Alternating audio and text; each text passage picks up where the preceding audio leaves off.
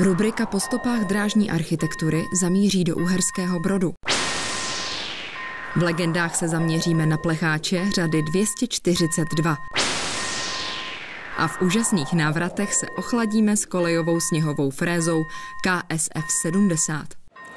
Vítejte u dalšího vydání magazínu Pozor vlak. Jak sami vidíte, začínáme natáčet tady ve Fantově kavárně na pražském hlavním nádraží. Miluji to tady, když mám čas, tak si přijdu na kafe, sleduji ten železniční cvrkot a také to, co dokázali tady naši předkové. Ovšem i současníci dokážou zajímavé věci. Já jsem zhruba před 2 lety objevil facebookový profil pana Daniela Suka, který vytvářel železniční expozici a psal jsem mu, že bychom to rádi natočili do Pozor vlak. A on tehdy tvrdil, že to za to nestojí, že v Pozor vlak jsou kvalitní a zajímavé věci. Ovšem přednedávnem se ozval, já jsem přijel k němu tady s kamerou a říkal jsem mu, mýlil jste se, vaše expozice za to stojí. Pojďte se podívat na první reportáž.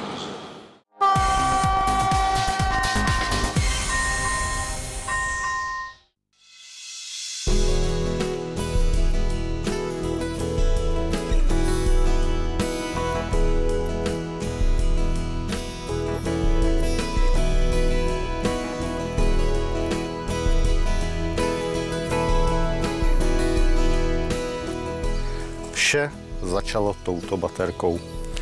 Byl rok 2014 a mě napadlo udělat naší pergolu v nějakém stylu.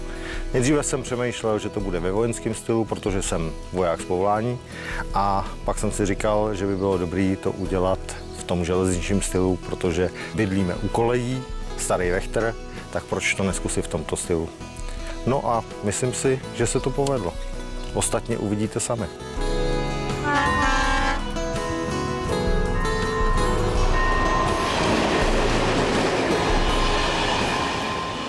Nutno dodat, že se nacházíme v Tochovicích na trati Zdice proti Vín v železniční expozici Daniela Suka, kterou pojmenoval U kolejí. Původně byl tento objekt strážním domkem, který koupili v roce 1980 Danielovi rodiče pro rekreaci. V roce 2004 se zde po životních peripetiích Daniel odstěhoval. Vybudoval si trvalé bydlení a roku 2014 vznikla myšlenka, která dosáhla neskutečných rozměrů. Asi nejsložitější, co pro mě bylo sehnat tuto kabinu Trutnovského brýlovce. Musím říct, že jsem nevěděl vůbec, kde ho seženu, takže jsem zkoušel psát na různá ředitelství, ať to byly České dráhy, ať to bylo SŽDC. Ale já jsem psal hodně nahoru těm ředitelům. Musím říct, že jsem otravoval tak dlouho, až někdo nahoře musel říct, pro boha, už mu něco prodejte, ať dá pokoj. Ať dá pokoj, no a ono se stalo. A přivezl jsem tuto kabinu. Tuto kabinu Trutnovského brýlovce, která byla, dalo by se říct, vybraná, a já jsem postupem času musel pomalinku po různých budíkách schánět, abych ho dal aspoň do tohohle stavu, na který jsem hodně pyšnej. Pomohl mi železniční klub Martinice, musím říct, že klobouk dolů před nima. Moc krát děkuju. Tohle to je starý služební vagon. Já jsem se ho trošku snažil předělat a udělal jsem v něm první třídu, druhou třídu a vložil jsem do něj spousty exponátů. Ostatně pojďte se podívat. Zde se nacházíme v první třídě. Proč první třída? Protože je pouze pro 4 lidi. Vidíte zde obraz od Jiřího Boudy, různé cedulky,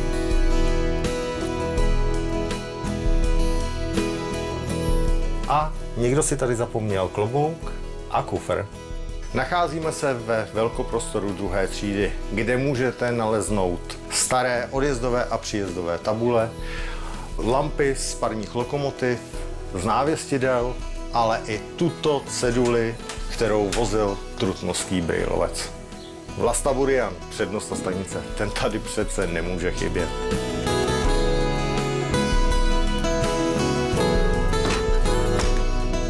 Tohle to je starý výherní automat Forbes. Já ho nechal vyrobit v drážním stylu. Nechal jsem tam vložit tyto staré dobové jízdenky, které jsou z trati Zdice proti Vín a okolí. A hraje se to, vložíte 5 korun a takhle vyhrajete.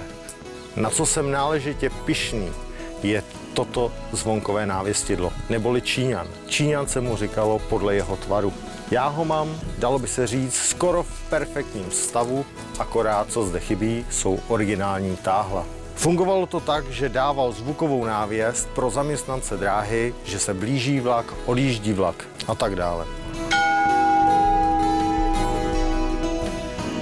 Tyto fotografie, které ukazují původní stav exponátu, dokládají, kolik úsilí musel Daniel Suk vynaložit, než dosáhl toho, co už jste viděli. Samozřejmě, že má kamarády, kteří mu hodně pomáhají. Ovšem jeden pomocník nad nimi vyniká. Moc bych chtěl poděkovat svému postiženému bráchovi, který mi sem chodí, fakticky dalo by se říct, každý den pomáhat. Každý den se mnou tady dělá, vymýšlí a pomáhá. Tomuhle klukovi děkuju. Vlastně ještě jeden člověk si zaslouží poděkování. Danielova manželka, která bohužel v době natáčení nebyla doma. Nicméně, z toho, co Daniel vypráví, musí mít velkou dávku trpělivosti. Tohleto už je velký voříšek pro moji manželku. Tady jsem musel hodně zabrat. Takže nejdřív tento brejlovec stál tadyhle vepředu, pak stál na druhé straně zahrady, protože na tu ženskou musíte pomalu. To nejde jí to dát hned. Takže když jsem přivezl vagon, z čeho byla úplně hotová, tak jsem ho dal na konec zahrady. No a postupem času jsem počkal a jednoho krásného dne, než přijela z práce, tak jsme ho přestěhovali sem dopředu.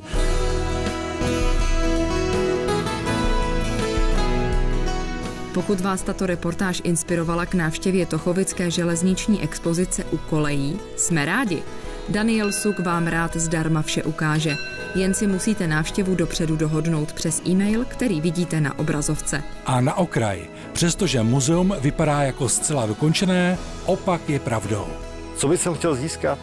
Starýho hytláka. To je můj sen, nakonec zahrady ho postavit a udělat ho do budoucna pro rodiny s dětmi, ale i třeba pro zamilovaný, který sem přijedou, ubytujou se, udělám jim tam sezení ven a ráno si půjdou dát dobrou snídani, kterou samozřejmě udělám já.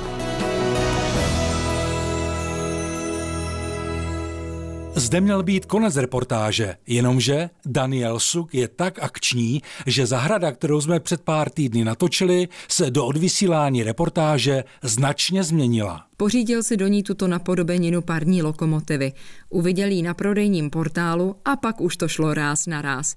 A máme pocit, že až vy navštívíte expozici u kolejí, bude tam mnohem více exponátů, než jste viděli v tomto vydání magazínu Pozor vlak.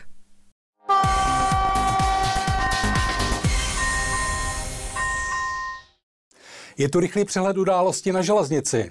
Mezi Otrokovicemi a Říkovicemi bylo zapnuto střídavé napájení 25 kV 50 Hz na místo dosavadního stejnosměrného napájení.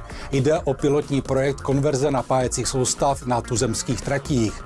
Přechod ze stejnosměrné na střídavou soustavu přináší výkonnější napájení hnacích vozidel s nižšími ztrátami, úsporu energie a kompatibilitu s vysokorychlostními tratěmi. Znamená to ale také levnější elektrizaci konvenčních tratí. Správa železnic na svém YouTube kanálu zveřejnila nový preventivně bezpečnostní film To nedáš 3. Tentokrát se tvůrci rozhodli rekonstruovat 3 reálné mimořádné události na železnici, ve kterých hrají herci, ale vystupují v nich i skuteční aktéři. V prvním příběhu správa železnic varuje před únavou za volantem a nebezpečím mikrospánku. Vyhodnotili jsme, že 3 osoby, z toho 2 nezletilé, již nejeví známky života. Druhý se věnuje přebíhání kolejí ve stanici, kdy si cestující krátí cestu. A třetí příběh je o nepozornosti řidičů na železničním přejezdu. Bilance. 10 lehkých zranění, 3 vážná zranění, 2 osoby, z toho 1 nezletilá, nepřežily. Britská společnost Bankset Energy testuje v Německu solární pražce. Informuje o tom německý deník Bahnblock Stelle s tím, že na 1 kilometru by pražce měly vyrobit v průměru 0,1 MW elektřiny. Pro představu, pokud by se v Německu všechny pražce doplnily o solární panel, vyrobili by tolik elektřiny jako 5 jaderných elektráren. Národní technické muzeum a nadace Okřídlené kolo budou spolupracovat na renovaci unikátního parního motorového vozu M124 001 Komarek z roku 1903. Víceméně Komárek se dostal do fáze, kdy prostě je potřeba většího zásahu, bude nezbytné udělat nový kotel pro tento parní motorový vůz, no a to samozřejmě jsou velké peníze. A v této souvislosti nadace Okřídlené kolo dnešního dne Národnímu technickému muzeu předala šek na 100 000 korun českých, tak, aby mohly být zajištěny dalšího provozu Komárek a tento následně mohl být uveden do provozu pro propagaci právě té historie kolejích vozidel České železnici. Částka 100 000 korun je pouze úvodní a další peníze budou postupně přibývat. Podle Národního technického muzea by měl opravený Komárek vyjet vlastní silou za 2 roky. A teď se podíváme na příspěvky našich diváků. Toto jsou záběry Michala Hartla z brněnské akce Dopravní nostalgie 2022, na nichž vidíte posunovací parní lokomotivu 213 901 Marcelku, vyrobenou v roce 1954. Díváte se na fotografie z oslav 120 let ozubnicové tratě Tanvald-Kořenov a tratě Kořenov-Harachov-Sklařka-Poremba-Gurna. Jejich autorem je Jiří Oberderfer. Autorem těchto krásných záběrů je Michal Toffl. Pořídil je na akci Bezdružické parní léto.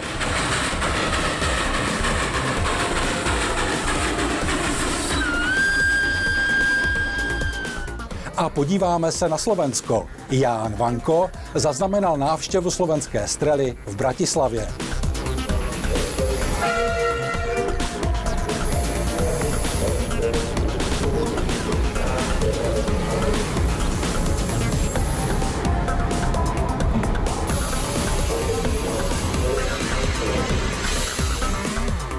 Také druhý slovenský příspěvek je z Bratislavy od Dominika Parasina z největšího celoslovenského srazu historických železničních vozidel Rendes 2022. Staňte se také naším diváckým reportérem a posílejte fotografie a videa přes www.úschovna.cz na pozorvlak@azd.cz. Děkujeme. A teď si prozradíme výherce za minulou soutěž.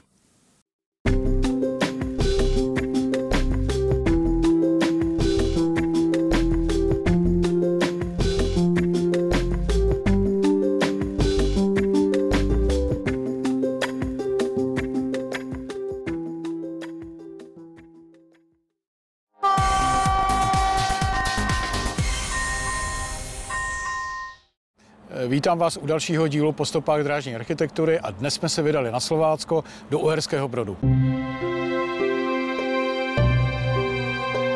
Stanice Uherský Brod prošla velkou změnou ve 20. letech. Za mými zády je stanice, která pochází z roku 1927, je postavena v modernistickém stylu. Budova je okrášlená z grafity, známé místní výtvarnice Rosky Falešníkové. Původně tady byly fresky, ty ale při rekonstrukci začátkem 50. let zanikly a byly vyměněny právě za tyto z grafita.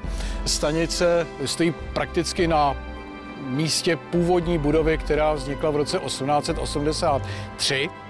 A byla tady osamocená dalších 5 let, protože ta dráha od Starého Města směrem na Vlárský průsmyk zde skončila. Byla to zároveň jakási pomocná stanice pro lázně Luhačovice, tehdy se jmenovala Ungariše Brod.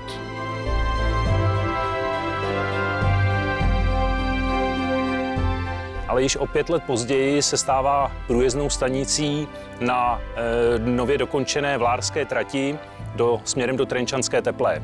Tím se stala tato trať významnou nejenom z hlediska rozvoje celého regionu, ale zároveň jednou z mála, která programově spojovala rakouskou a uherskou část monarchie v tom západovýchodním směru a nikoli v tom do té doby převažujícím směru severojižním orientovanou na hlavní města.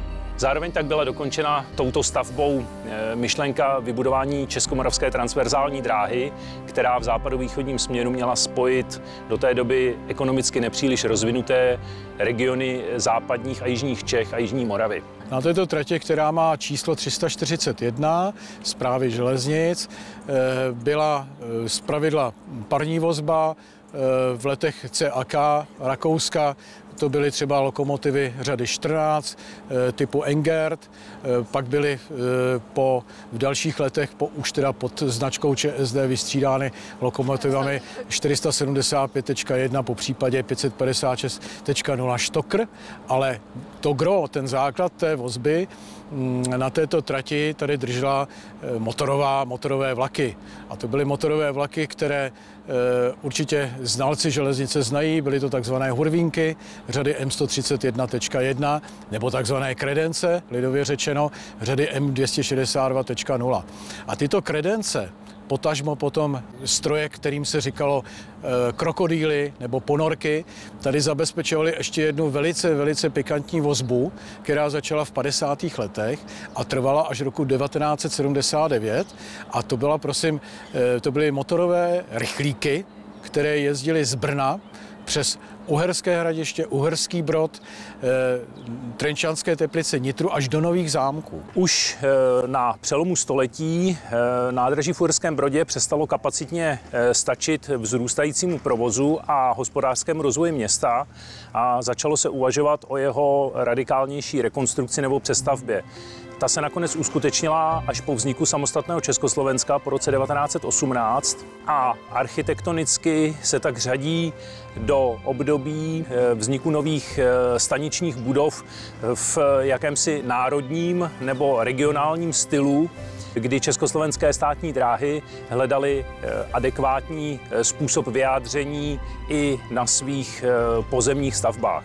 Z dochované korespondence mezi ředitelstvím státních drah v Brně a odborem pozemních staveb Ministerstva železnic vyplývá, že projekt prodělával několik etap změn a úprav, ať už z hlediska architektonických nebo řekněme stylových.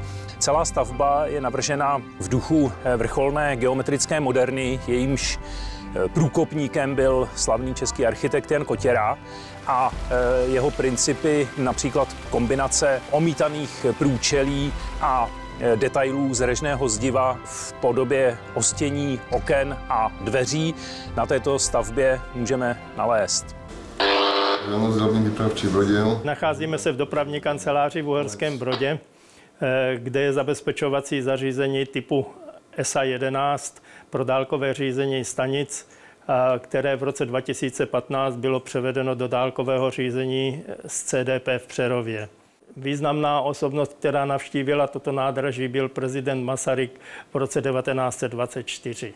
Existuje fotografie o návštěvě prezidenta Masaryka, která byla použita z archivu města Uherský Brod. Nejvýznamnější změnou v současnosti prošlo nádraží po roce 2010, kdy bylo kompletně rekonstruováno a současně s tím upraven celý prostor navazujícího okolí a vznikl tak vlastně kompletní terminál veřejné dopravy, který v sobě sdružuje jak železniční dopravu, tak navazující autobusovou dopravu, městskou i dálkovou, a zároveň bylo vytvořeno parkoviště P+R a K+R pro cestující. Stavba probíhala v několika etapách. V té první etapě byla po roce 2007, kdy začala být ta stavba připravována, realizovaná nová lávka přes nádraží, přes kolejiště nádraží, která spojila historickou část města a navazující průmyslovou oblast. A druhá etapa potom završila vytvořením dvou ostrovních nástupišť, jednak pro přestup mezi vlakem a autobusy a jednak samostatné autobusové nástupiště. Uherský Brod dnes je jedním z nejdůležitějších dopravních uzlů celého Zlínského kraje. Sjíždí se zde celá řada jak regionálních vlaků, tak rychlíků se vzájemnými přestupy, plus přestupy na regionální a dálkové autobusové spoje.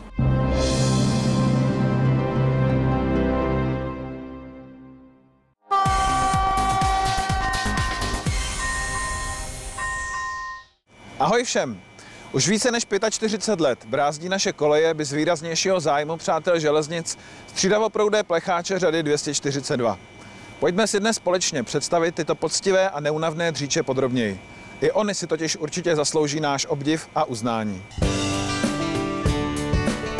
Z dřívějších legend už víme, že prapředkem jak slavných laminátek, tak právě i plecháčů byly dva prototypy řady S479-0. Šlo o první škodovácké lokomotivy na střídavý proud a vznikly až obdivuhodně rychle. A přitom naprosto z ničeho. Nebudeme-li tedy brát v potaz několik inspiračních článků v německých a francouzských odborných časopisech, ze kterých získali plzeňští konstruktéři alespoň základní představu o tom, jak by asi měla střídavá lokomotiva pro průmyslový kmitočet 50 Hz vypadat. Na tyto prototypy z roku 1961, vybavené křemíkovými trakčními usměrňovači, navázala hned v roce 1962 výroba dalších dvou prototypů S479-1 s usměrňovači rtuťovými. Po porovnání obou zkušebních verzí těchto praplecháčů byla za perspektivní označena konstrukce s křemíkovými usměrňovači, kterými bylo vybaveno všech 256 pro tuzemsko vyrobených laminátek a desítky dalších lokomotiv pro export. V roce 1970 však výroba lokomotiv s laminátovou skříní ve Škodovce skončila a u dalších typů se už opět počítalo s používáním skříní ocelových. Bylo to hlavně z důvodu vysoké ceny laminátu, jeho nižší pevnosti a trvanlivosti, ale také proto, že technický vývoj přeci jen za těch 10 let postoupil k lehčím agregátům a už nebylo nutné se zbavovat nežádoucích kilogramů cestou vylehčování lokomotivní skříně. V souvislosti s plánovaným dokončením elektrizace trati České Budějovice-Jihlava si ČSD na rok 1975 objednali dodávky dalších střídavých lokomotiv. Tyto nově dodávané stroje s ocelovou skříní, označené návazně na laminátky řadou S499-02, se staly úplně posledními zástupci typů tzv. První generace lokomotiv Škoda. Svým konstrukčním provedením plecháč až na odlišnou lokomotivní skříň odpovídá laminátkám. Shodné jsou také dvounápravové podvozky s vedením dvojkolí pomocí ojniček a systém přenosu podélných sil mezi lokomotivou a podvozky prostřednictvím šikmých tyčí. Také při pohledu do strojovny zjistíte, že podobné záběry jste v legendách už viděli. Rychle si tedy jen zopakujme, že uprostřed strojovny můžeme spatřit horní část trakčního transformátoru, Buchholzovo relé, olejovou dilatační nádobu, čerpadlo oleje pro chlazení transformátoru a přepínač odboček transformátoru, který slouží pro regulaci výkonu lokomotivy. V plechových skříních nad podvozky se nachází 4 bloky křemíkových diodových usměrňovačů, ze kterých se po vyhlazení v tlumivkách napájí stejnosměrným proudem trakční motory v podvozcích lokomotivy. Chybět samozřejmě nemohou ani dva dvoustupňové pístové tříválcové kompresory 3 DSK-100 a blok brzdy a dalších pneumatických přístrojů. Uvnitř kabiny se nachází na rozdíl od laminátek už jen klasický průběžný řídící pult se všemi potřebnými kontrolními a ovládacími prvky. Výkon lokomotivy se reguluje systémem přepínání odboček na vysokonapěťové straně transformátoru. To za známého charakteristického zvukového projevu provádí servomotor s elektropneumatickými ventily, který se ovládá prostřednictvím řídícího kontroléru. Celkem má strojvedoucí k dispozici 32 jízdních stupňů a 4 stupně šuntovací.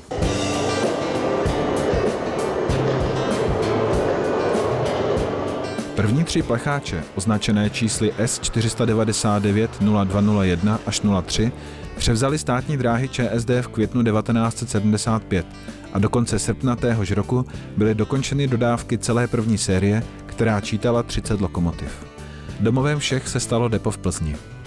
Ještě před objednáním dalších sérií se řešila otázka použít pro následující dodávky modernější verzi podvozku, vyvinutou už pro druhou generaci lokomotiv Škoda a tehdy i vyráběnou pro exportní verzi plecháčů do Bulharska.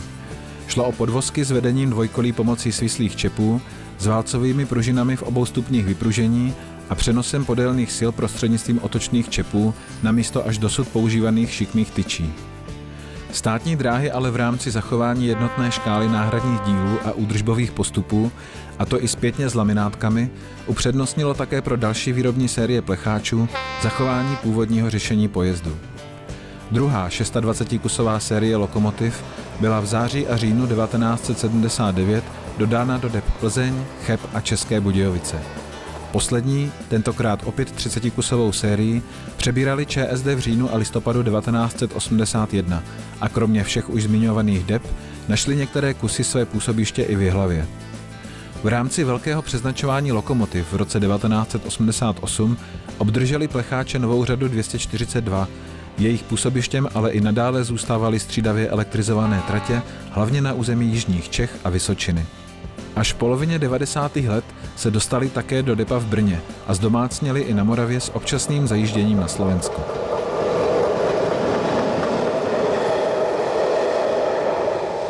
Dnešní legendy jsme natáčeli v prostoru depa Českých drah v Brně Maloměřicích s lokomotivou 242 268.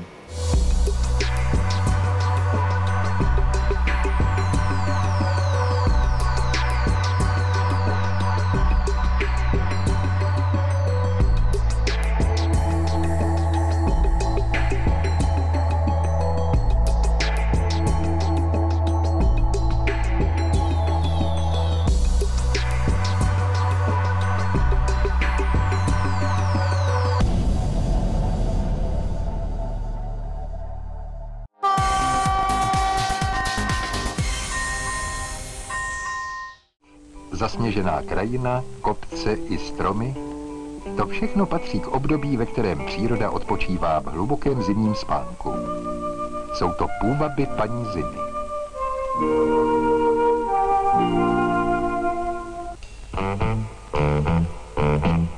Nad sebekrásnější sněhovou peřinou však železničáři příliš nejásají. Zejména pracovníci traťového hospodářství, kteří odpovídají za dobrý technický stav tratí, včetně síznosti. A protože ani u nás nezapomínáme na technický pokrok, říkám technický pokrok, no proto. A protože ani u nás nezapomínáme na technický pokrok, vyvinuli pracovníci mechanizace traťového hospodářství Praha výkonného pomocníka. Kolejovou sněhovou frézu KSF 70, která ze zasněžených tratí spolehlivě odstraní až 1,5 metru vysokou sněhovou vrstvu. 3 prototypy československé sněhové frézy vznikly již v roce 1963 jako KSF 63. Spolu s vývojem motorového univerzálního vozíku, známé mufky, vznikla i naše sněhová fréza KSF 70. První byla vyrobena v závodě Brno v roce 1968. Do roku 1990 bylo ze závodu Bílina a Hranice na Moravě dodáno pro ČSD 101, další pro polské a východoněmecké dráhy. Jako nosič kolejové sněhové frézy KSF 70 slouží motorový univerzální vozík MUV 69. Zařízení KSF 70 se skládá z těchto hlavních částí: z hnacích agregátů, spojovacích hřídelů s pomocnými ložisky, z pluhu, ze sněhových fréz, zajišťovacích háků, ovládacího panelu a hydraulického a elektrického rozvodu. Hnací agregáty jsou umístěné v zadní části vozíku. Jde o 2 motory Tatra 928-6, každý z nich pohání 1 sněhovou frézu. Rotor vrhače je ozubením spojen se spojovacím hřídelem, který pohání kuželovou převodovku řezače frézy. Každá z obou sněhových fréz má dvojici řezačů a 1 vrhač sněhu.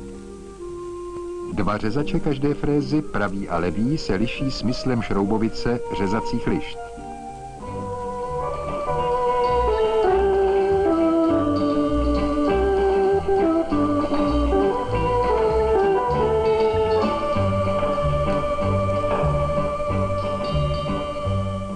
Copak? Ocelová klika pohozená v kolejišti uvízla mezi řezači. Naštěstí to odnesl jen střižný šroub.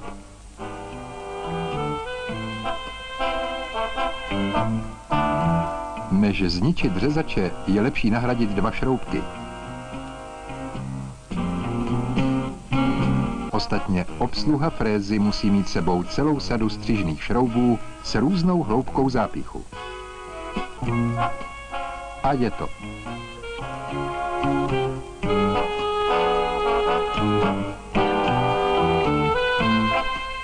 můžeme pokračovat v čistění zasněžené trati.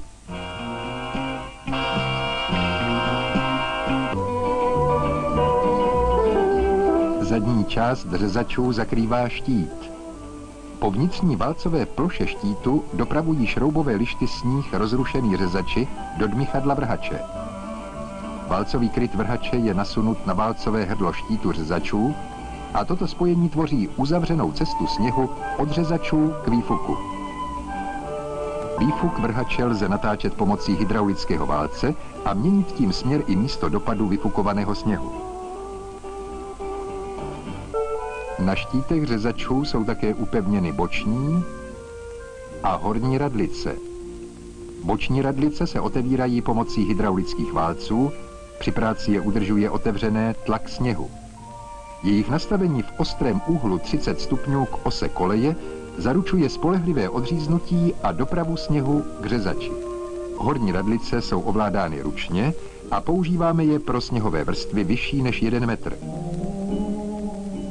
Při sněžení nebo vánici by mohla čistá trať znovu zapadat a znemožnit návrat frézy. Proto má zadní čelo vozíku pluh, který může odhrnout čerstvý sníh do výšky 0,4 metru. Spouštění do pracovní a zvedání do přepravní polohy provádíme pomocí hydraulického válce. Ovládací panel obsahuje všechny ovládací prvky sněhové frézy. Motory agregátů startujeme před odjezdem na místo práce. Kapoty agregátů necháme zavřené, kromě zadního čelního plechu.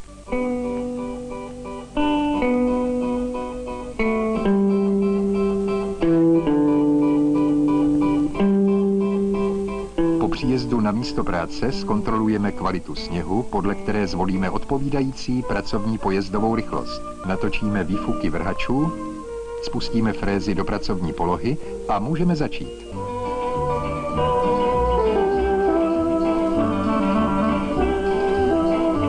Výkon kolejové sněhové frézy KSF 70 je 3000 tun odstraněného sněhu za hodinu. Chod sněhových fréz a jejich motorů sledují pozorně oba pracovníci. Jen tak mohou plynule řídit a upravovat chod všech 3 motorů podle množství a kvality sněhu. Po ukončení práce a po návratu KSF 70 sněhové frézy vyčistíme krátkodobým chodem motorů při maximálních otáčkách. Jinak by sníh v přehřátém stroji roztál a při novém zamrznutí by mohl znemožnit roztočení fréz. Pokud k tomu dojde, musíme vrhače rozmrazit pochodněmi nebo jiným dostupným způsobem. Zkrátka je nezbytné, abychom po skončení práce kolejovou sněhovou frézu KSF 70 pečlivě připravili pro další použití. Jen tak můžeme spolehlivě zajistit sjízdnost všech tratí československých státních drah. KSF 70 umí frézovat sníh rychlostí až 30 km za hodinu a vrhat ho 80 metrů. Frézy se používají dodnes. Některé byly po roce 2005 rekonstruovány, především dosazením nových motorů Zetor. Co bude příště? Podíváme se do pece parní lokomotivy.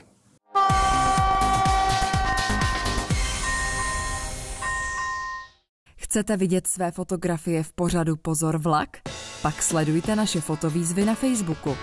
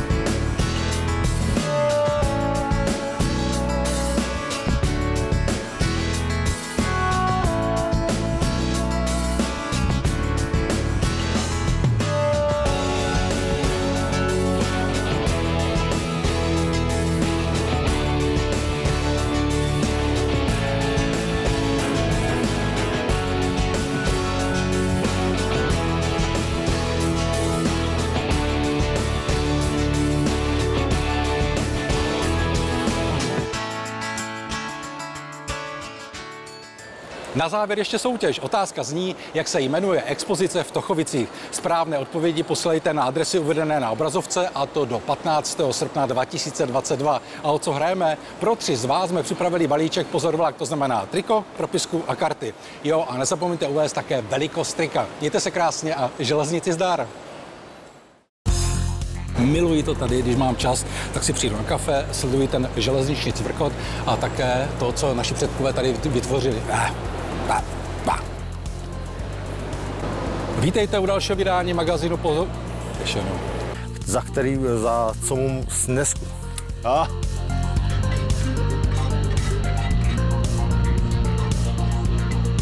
Máš tady nějaký stéblo, to ti nevadí? Přímo před kamerou. Dnešní legendy jsme natáčeli v prostoru depa Českých drah Brno-Mal. Promiň.